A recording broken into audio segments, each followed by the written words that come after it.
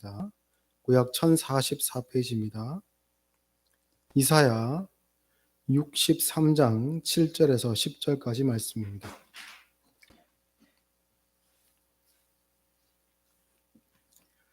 다 같이 한 목소리로 하나님의 말씀을 받들어 읽겠습니다. 내가 여호와께서 우리에게 베푸신 모든 자비와 그의 찬송을 말하며 그의 사랑을 따라 그의 많은 자비를 따라 이스라엘 집에 베푸신 큰 은총을 말하리라. 그가 말씀하시되 그들은 실로 나의 백성이요 거짓을 행하지 아니하는 자녀라 하시고 그들의 구원자가 되사 그들의 모든 환난에 동참하사 자기 앞에 사자로 하여금 그들을 구원하시며 그의 사랑과 그의 자비로 그들을 구원하시고 옛적 모든 날에 그들을 드시며 안으셨으나 그들이 반역하여 주의 성령을 근심하게 하였으므로 그가 돌이켜 그들의 대적이 되사 친히 그들을 치셨더니. 아멘. 오늘 말씀은 그 7절부터 10절까지 읽었지만 사실은 62장 말씀부터 쭉 이어서 읽어야 되는 말씀입니다. 62장부터 이어지는 말씀은 그 이른바 파수꾼의 외침이라고 할 수 있는데요. 하나님께서 파수꾼을 세우시고 하나님의 말씀을 외치게 하십니다. 그 내용들이 쭉 이어집니다. 그 내용이 62장부터 시작해서 63장 6절까지는 하나님께서 앞으로 이러한 일들을 하실 것이다, 역사의 주인으로서 이런 일을 하실 것이다 라는 내용이 있고, 그리고 63장 7절 말씀부터 이어지는 14절까지의 말씀은 그러한 가운데 하나님의 백성들의 회개와 또 하나님께 마땅히 드려야 될 간구와 기도에 대한 내용을 쭉 이렇게 담고 있습니다. 그런데 이 부분이 조금 독특한 것은요, 파수꾼을 세운 이가 하나님이신데 하나님께서 파수꾼을 세우셨으면 그 파수꾼은 누구를 향하여서 외치겠습니까? 당연히 그 말을 들어야 될 백성을 향해서 외치겠지요. 그런데 하나님께서는 독특한 방법을 사용하셔서 파수꾼을 세우시고 그 파수꾼으로 하여금 하나님을 향하여 외치도록 하셨습니다. 놀랍죠? 출애굽을 한 이스라엘 백성들이 광야에서 하나님 앞에 범죄하였고 그로 인해 진노한 하나님께서 그 백성들을 다 없이 하시고 모세를 통해 다시 백성을 일으키겠다 하실 때에 하나님께서는 모세를 통해, 정말 그 모세 한 명을 통해 이 이스라엘을 다 지우고 따로 이 백성들을, 따로 이스라엘을, 마음에 드는 자들을 이렇게 택하시겠다는 그런 말씀이 아니었죠. 그러한 상황 가운데 중보자인 모세를 세우시고 그 모세가 하나님 앞에 엎드리게 하십니다. 그리고 모세는 자기의 생명을 내어놓고, 이 생명은 육신의 죽음뿐만 아니라 80이 넘은 사람의 연로한 노인의 자신의 육신의 생명뿐만 아니라 영원한 죽음까지 하나님 앞에 내어놓고 그 백성들을 위해서 중보하게 하시지요. 그래서 그 모세는 그 백성을 위한 하나님 앞에서의 중보, 자기의 생명을 희생하는 그 중보를 통해 모세는 하나님의 마음을 알게 되는 겁니다. 그래서 하나님께서 왜 이 백성들을 향하여 오래 참으시는지, 그 거룩하신 하나님께서 이 죄인된 백성, 소망 없어 보이는 그 백성들을 향하여 왜 그렇게 오래 참으시는지에 대해서 모세가 그 역할을 감당하며 체험하게 하시지요. 마찬가지로 파수꾼을 세우시고, 이를테면 선지자라고 할 수 있죠. 선지자들을 세우시고 선지자들의 입을 통해 백성들에게 그 말씀을 전할 때가 있지만, 독특하게 오늘 말씀은 하나님을 향하여 외치게 하심으로 말미암아 이 말씀을 외치는 파수꾼의 역할을 감당하는 선지자는 누구보다도 하나님의 그 심령을 깊이 깨달아 아는 은혜를 누리게 되는 겁니다. 그래서 단순히 하나님께서 시키신 일을 감당하는 자로서의 선지자, 하나님께서 이 말씀을 전하라 하셨기 때문에 그 백성들에게 가서 이 이야기를 하기만 하면 되는, 효과적으로 잘 전하기만 하면 되는 그러한 일종의 전령으로서의 선지자가 아니라 하나님의 역할을 해보는 선지자. 그래서 하나님의 마음을 누구보다도 가까이서 느낄 수 있고 공감하는 선지자. 그래서 단순한 종이 아니라 하나님의 동력자가 되는 은혜를 이 파수꾼은 누리고 있는 겁니다. 그리고 이 깊은 하나님의 마음을 깨달아 한 파수꾼의 그 외침을 통해 하나님께로 돌아온 백성들은 어떻습니까? 똑같지요. 그 파수꾼의 입장에서 하나님 편에 서서 이스라엘 백성들과 하나님을 향해 동시에 또한 외칠 수가 있는 겁니다. 그것이 선지자가 누리는 큰 복이요. 또 이 시대를 살아가는 그리스도인들이 누릴 수 있는 복입니다. 우리가 기도라는 것을 생각하고 이야기할 때 기도의 목적이 무엇인가라고 하면 응답이 목적이지 않습니까? 응답 안 될 것 같으면 하나님께 무엇하러 기도하겠습니까? 그런데 중요한 것은요.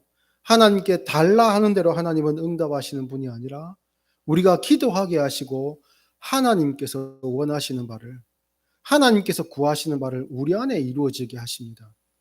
그것이 내게 일어났을 때에 내가 파수꾼의 심령을 온전히 깨닫게 되고 하나님의 마음을 온전히 담아내게 되는 그 모습을 볼 때에 하나님 편에서의 기도가 응답되는 역사가 나타나는 것이지요.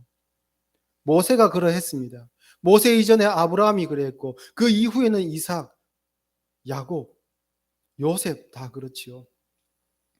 다윗 왕 역시 마찬가지입니다. 그는 어떻게 보면 가장 모범적으로 보이는 신앙 생활을 했었고 백성들에게도 사랑받는 왕이었으나 그것만으로는 부족하죠. 그렇게 쌓아왔던 자기 의가 자기 안에 있는 죄로 말미암아 온 한순간에 무너지는 경험을 하게 됩니다. 아, 나는 훌륭한 사람인 줄 알았는데 이 정도면 하나님께서 맡기신 그 역할을 감당하기에 충분한 사람인 줄 알았는데 내 속을 들여다보니 그것이 아닌 것을 다윗이 깨닫죠. 그리고 무너진 가운데, 완전히 무너진 가운데, 정죄된 가운데, 마치 십자가에 못 박혀 달린 것과 같은 그 가운데서 하나님의 마음을 깨달아 합니다. 그때부터 다윗은 그리스도를 노래합니다. 왕의 역할을 하기 위해 세워진 자신이 아니라 참 왕인 그리스도께서 오셔서 이러한 부족한 내가 아니라 온전하신 그리스도께서 오셔서 이 백성을 친히 인도하실 것이라는 것을 다윗은 그때부터 내다보게 되지요. 물론 그 깨달음이 사역 후반부에 있었다는 것이 참 아쉽습니다. 인간적으로 보면 조금 일찍 다윗이 젊어서 그것을 깨달았으면 훨씬 더 나은 왕으로서의 역할을 했지 않을까라고 생각할 수 있는데요. 그것은 어디까지나 우리의 입장에서의 계산이고 하나님의 계획 안에는 정확하게 그의 인생은 인도되었습니다. 오늘 본문이 자리 잡고 있는 그 역사의 시간도 마찬가지입니다. 이사야 선지자가 활동하던 당시는 잠깐 동안 외교적인 그 주변 강대국들의 힘이 빠짐으로 말미암아서 평화를 누리던 시기가 잠깐 있었습니다. 애국과 아수르가 원래 서로 이제 힘이 팽팽해가지고 서로를 견제하며 그 다리 역할을 했던 그 이스라엘과 유다를 서로 이렇게 이제 누구 편으로 끌어들일 것인가, 또 너희들 내 말 안 들으면 잘못될 줄 알아 해서 만약에 이제 아수르의 말을 듣게 되면 애굽이 너희들 왜 우리를 배신해 하고 또 치게 되고 그 중간에 끼어 있는 굉장히 어려운 상황이었었는데 어떤 한순간에 양쪽의 힘이 같이 이렇게 스르르르 빠지는 그런 타이밍이 있었습니다. 그때에 북이스라엘과 남유다는 마치 솔로몬의 왕국 때에 이렇게 외교와 경제를 잘 했던 것처럼 아주 태평성대, 이를테면 태평성대를 누리는 시점이 있었습니다. 아마 그래서였을까요? 백성들이 하나님의 말씀에서 떠나고 하나님의 말씀에 귀를 기울이기 싫어했습니다. 이사야와 같은 시대에 사역했던 그 아모스 같은 경우에 북이스라엘의 선지자였던 아모스 같은 경우에는요. 원래는 목자죠. 목자인데 하나님께서 선지자의 일을 감당하게 하셨습니다. 그가 하나님의 말씀을 전하자 그 백성들과 또 백성의 리더급 되는 사람들은 그에게 이렇게 이야기합니다. 선견자야, 너는 유다 땅으로 도망하여 가서 거기에서나 떡을 먹으며 거기에서나 예언하고 다시는 베델에서 예언하지 말라 하니 이는 왕의 성소요 나라의 궁궐임이니라. 이게 무슨 뜻이냐면요. 아, 네가 그래 하나님의 말씀을 받은 선지자라고. 그래 그 선지자 된 일로 말미암아 밥벌이 해서 먹고 살고 싶으냐? 여기는 네 자리가 없으니까 저 유다에나 내려가 가지고 거기서 선지 잡내하고 다니고 거기서 밥벌이 하고 살아라. 네가 하는 말은 듣고 싶지 않다라는 아마샤라는 사람의 이야기입니다. 이것은 아마샤 한 사람의 의견일 뿐만 아니라 당시에 태평성대를 누리고 있었던, 평안한 삶에 안주하고 있었던 이스라엘 사람들의 공통된 불신앙의 모습이었습니다. 그런데 하나님은 이러한 이스라엘에게조차도 선지자를 보내시고 파수꾼을 보내시고 그 파수꾼을 세운 다음에 그 백성들, 패역한 백성들을 위하여 자신에게 중보하라라는 역할을 하나님이 맡기신 것이죠.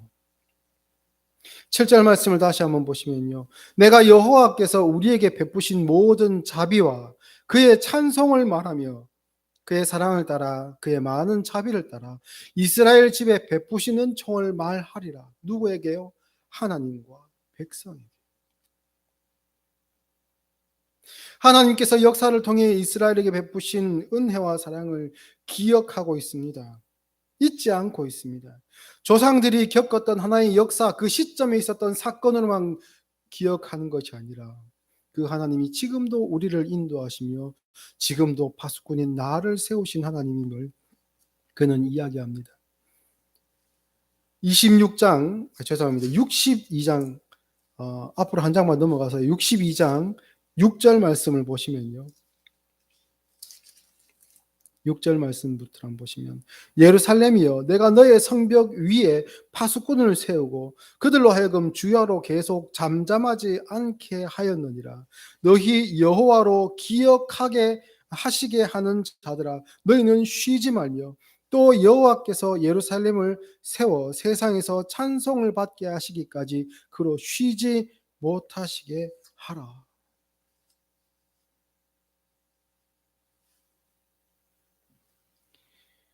사랑하는 성도 여러분, 하나님은 우리에게 그리스도인이라는 이름을 주셨습니다. 그 이름은 예수 그리스도 안에서만 의미가 있는 이름입니다.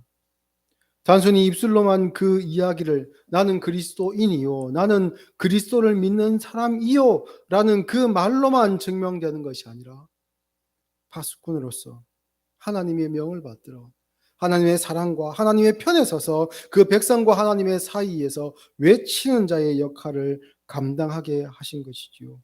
참으로 이것은 예수님께서 제자들에게 하신 말씀처럼 내가 한 일을 너희도 할 것이고 내가 하지 못한 일까지, 내가 한 일보다 더 큰 일까지 할 것이라는 그 말씀이 이루어지는 순간과도 같다고 하겠습니다.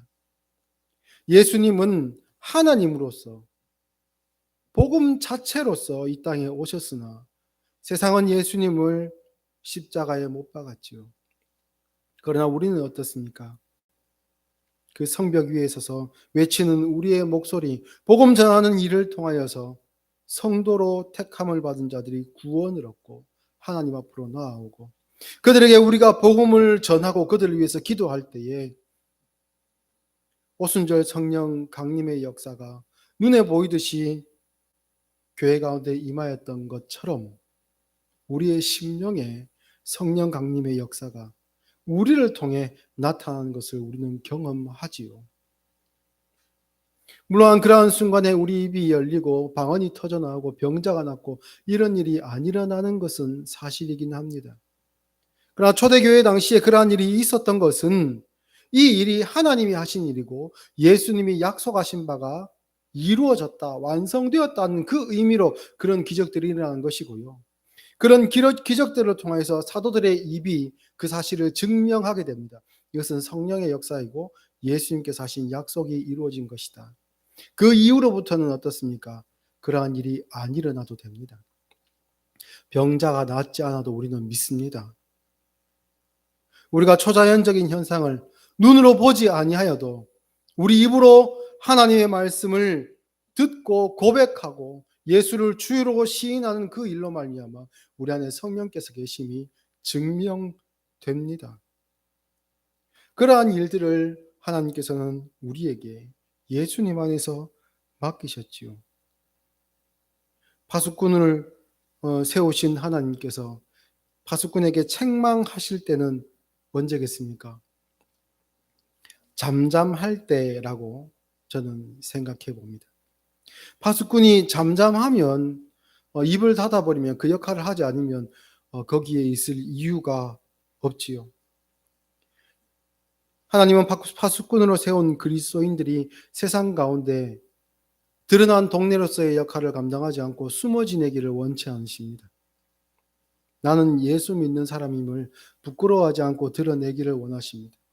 물론 이것이 조금 아직 믿음이 연약하거나 잘못된 신앙으로 빠진 사람들 같은 경우에는 다른 방법으로 이것을 증명하려고 합니다. 마치 미신적인 그러한 일들이 자기에게 일어나는 것처럼 내 말을 듣지 않으면 너에게 화가 임한다 뭐 이런 식으로 협박하는 것처럼 전혀 그 인격으로 봤을 때의 예수 그리스도를 닮지 않은 모습으로 그것이 발현될 때가 있습니다. 예수 믿는 티를 낼 때 그렇다는 것이죠. 그것은 물론 우리가 해서는 안 되는 일입니다. 그러나 하나님께서는 믿는 자들이 자신의 믿음을 세상 가운데 감추지 않고 산에 있는 동네처럼 등경 위에 있는 그 등잔처럼 세상 가운데 드러나기를 원하십니다. 이스라엘의 역사는 두 가지 사건으로 대표됩니다.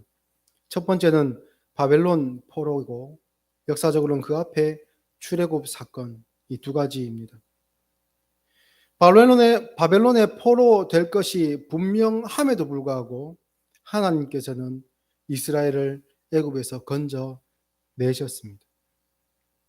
또한 가나안으로 들어가 그 400년간 사사시대를 겪으며 그들이 수없는 실패와 하나님 앞에서의 배교의 역사를 내어놓을 것임을 아셨음에도 불구하고 홍해를 건너게 하셨고 만나와 메추라기를 주시고 반석을 쳐서 물을 내게 하셨습니다. 그 일을 우리는 성경을 통해 한눈으로 다 꿰어서 알고 있습니다. 예전에 어릴 때는요, 그런 역사적인 사건들, 실패의 이스라엘의 역사를 보면서 어떤 생각이 제가 들었냐면요. 참 답답한 사람들. 아니, 어떻게 그 애굽을 하나님께서 그 재앙으로 치시는 장면을 직접 두 눈으로 목격하고 6월절에 그 기적을 보고 홍해를 건넌 경험을 그들이 하고서도 어떻게 하나님을 배신할 수 있나. 이거 아침에 일어나면 그 만나가 속히 내려가지고 내가 농사를 짓지 않아도 그 무한정으로 있는 음식을 굶지 않고 계속 먹고 내가 신고 내가 입고 있는 옷과 신발이 전혀 헤어지지 않고 그것이 여전히 그대로 존재하는 것을 날마다 경험함에도 불구하고 어떻게 그들은 하나님 앞에 이렇게까지 배역했나. 아브라함의 실수를 보면서도 그런 생각을 했고 다윗이나 솔로몬의 실패를 보면서도 그런 생각들을 많이 했습니다. 그리고 복음서에 있는 그 마음이 앞섰던 베드로의 그 열정적인 모습, 그 뒤에 실패와 또한 배반의 그 모습을 보면서도 그런 생각들을 많이 했죠. 야, 참 그 한 목숨 나중에 어차피 순교해서 버릴 건데 예수님 잡혀가실 때 그 앞에 몸으로 왜 막지 못했나? 내가 만약에 그 현장에 있었으면 예수님 손 붙들고 내가 뛰어서 어디로 갔을 건데 뭐 이런 생각들도 하고 별의별 생각들을 다 했습니다. 그런데 하나님은요 그 역사를 다 아시는 거죠. 왜냐하면 그 역사의 순간을 채워왔던 우리가 누군지를 아시기 때문입니다. 우리가 죄인으로 났다는 것이 무엇인지 하나님은 누구보다 잘 알고 계십니다. 인간의 연약함을 하나님은 너무나도 잘 아십니다. 죄의 노예가 되었다는 것을 하나님은 너무나도 잘 아십니다. 그리고 그들은 하나님의 은혜가 없으면 그들의 역사는 어디로 흘러갈지를 하나님은 명백하게 아십니다. 그럼에도 불구하고 하나님의 그 뜨거운 사랑은 식지 않지요. 취소될 수가 없습니다. 그 백성들을 향하여 기뻐하는 마음, 때로는 애통해하는 마음, 인간이 삶 속에서 느끼는 그러한 사랑과 애정의 감정을 도무지 그것으로는 짐작할 수 없을 정도의 원래 있는 그 원소스의 감정, 하나님으로부터 우리에게 온 것 아닙니까? 우리가 자녀를 사랑하며 그 자녀의 생명을 위해서 내 생명조차 내어놓을 수 있다고 생각하는 그 부모들의 모성애와 부성애, 어디서 왔겠습니까? 우리를 지으신 하나님으로부터 왔지요. 그러니 하나님께서 우리를 사랑하시는 그 부성애는 어떠하겠습니까? 우리가 자식이 손끝 하나 다쳐갖고 피가 좀 나고 넘어져서 까지거나 또 심하게 뭐 교통사고 나갖고 어디 뼈라도 부러지게 되면 아이고, 그 못 보죠. 그런데 그 사랑하시는 그 백성들이 죄의 노예가 되어서 사망의 길로 자기 스스로의 발걸음을 옮겨가는 모습을 하나님께서 보시는데 그 심정이 어떠하겠습니까? 하나님은 창조주이시기에 스트레스 받지 않으시려면 그냥 우리 쓱 지우시고 훌륭한 아주 DNA 좋은 그런 다른 존재들을 이렇게 좀 쉴 수 없는 그러한 피조물, 다른 피조물을 이렇게 만드시면 그 고통스러운 시간들을 안 보내실 수 있을 건데 하나님은 자신의 형상으로 지음받은 그 백성들을 사랑하는 일을, 그 사랑하는 마음을 버리지 못하시는 것. 파수꾼은 그 하나님의 마음을 인간적인 감정을 초월하고 넘어선 그 하나님의 마음을 그 뜻을 헤아리는 그래서 하나님과 하나 되는 경험을 하게 됩니다. 이것을 참된 교제라고 하고요. 이것은 성령께서 오늘날도 저와 여러분과 분 안에 일어나게 하시는 일입니다. 그리고 이 일을 통해 우리는 삼위일체 하나님의 그 비밀하신 모습, 그 연합, 온전한 연합을 우리는 꿈꾸고 바라보게 되고요. 그리고 신부인 교회가 신랑 되신 예수와 어떻게 하나가 되는지도 우리는 짐작해 볼 수 있습니다. 출애굽기 19장 5절 말씀을 보면요.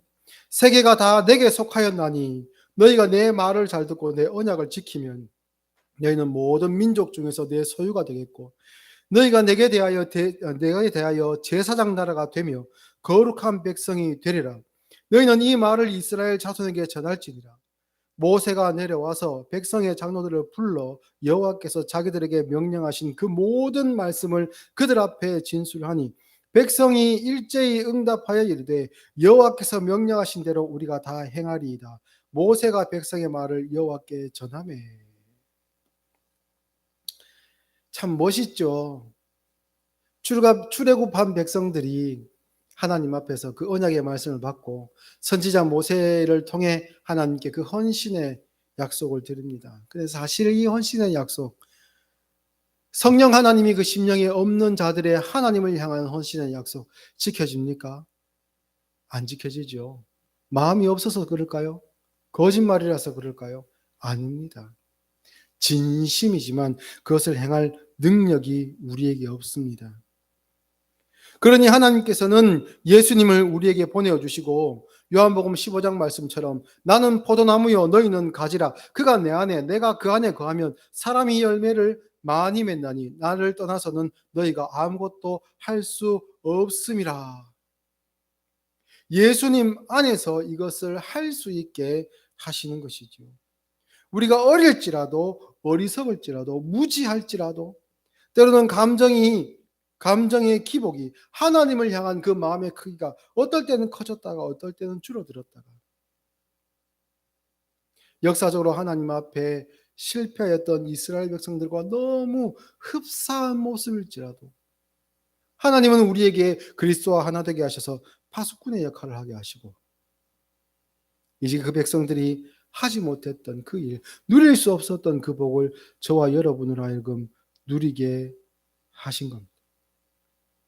베드로전서 4장 11절 말씀을 보면 만일 누가 말하려면 하나님의 말씀을 하는 것 같이 하고 누가 봉사하려면 하나님이 공급하시는 힘으로 하는 것 같이 하라. 이는 범사의 예수 그리스도로 말미암아 하나님의 영광을 받으시게 하려 함이니라고 합니다. 하나님의 말씀을 하는 것처럼 하라. 하나님께서 봉사하시는 것처럼 하게 하라. 범사의 모든 일에 모든 일상 가운데 예수 그리스도로 말미암아 이 모든 일들을 해내라. 나 자신의 열심, 나 자신의 다짐, 그것은 어떻게 보면 우리 감정이 식는 것처럼 순간적으로 식을 때가 있습니다. 그러나 우리가 예수 그리스도 안에 거하고 파수꾼으로서 외치게 하신 그 말씀을 내 안에 담아낼 때에 하나님은 하나님과 우리가 하나 되게 하신 그 은혜, 예수 그리스도 안에 거하게 하신 그 은혜를 누리게 하시는 겁니다. 이사야 63장으로 다시 돌아와서 11절 말씀부터를 보시면요.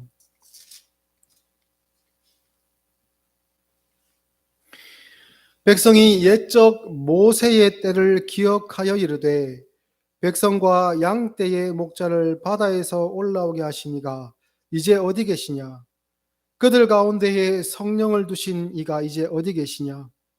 그의 영광의 팔이 모세의 오른손을 그시며 그의 이름을 영원하게 하려 하사 그들 앞에서 물을 갈라지게 하시고 그들을 기품으로 인도하시되 광야에 있는 말같이 넘어지지 않게 하신 이가 이제 다 어디 계시냐? 여호와의 영이 그들을 골짜기로 내려가는 가축같이 편히 쉬게 하셨도다. 주께서 이와 같이 주의 백성을 인도하사 이름을 영화롭게 하셨나이다 하였느니라. 아멘. 모세를 통해 이스라엘을 인도해 내신 하나님은 지금 우리가 믿는 아버지라고 부르는 하나님이십니다. 제자들에게 떡을 떼어 나누어 주시고 잔을 또한 돌리시며 그 몸과 피라 말씀하신 예수님, 그들을 사랑하사 끝까지 사랑하시고 그들을 위해 십자가를 지신 예수님은 저와 여러분을 위해서도 십자가를 지신 예수님입니다. 400년간의 사사시대 동안에 끊임없이 사사들을 보내신 하나님의 그 참으심, 통일왕국과 분열왕국 가운데서도 모두 실패한 왕들의 역사 가운데서도 그 가문이 끊어지지 않게 하시고 그 다윗의 자손 가운데 참된 왕을 보내어 주신 하나님의 역사는 오늘날도 저와 여러분과 함께하고 있고 우리의 역사는 그 성경 역사의 연장선 안에 있다는 것을 기억하시기 바랍니다. 하나님께서 선지자들을 택하신 것처럼 우리를 택하시고 파수꾼과 같이 세상과 하나님을 향해 외치게 하셨습니다. 여러분, 하나님과 깊은 교제의 시간, 말씀을 읽고 기도하는 시간을 가지십시오. 예배를 통해 하나님께 영광 돌리고 우리가 받은 은혜를 꼭 기억하십시오.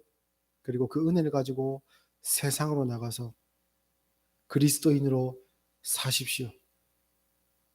그럴 때에 우리를 통해 예수님께서 하신 일보다 더 큰 일을 하나님께서 하실 겁니다. 그 영광의 삶을, 그 발걸음을 걸어가실 수 있는 저와 여러분이 될 수 있기를 예수님의 이름으로 축복합니다. 기도하겠습니다.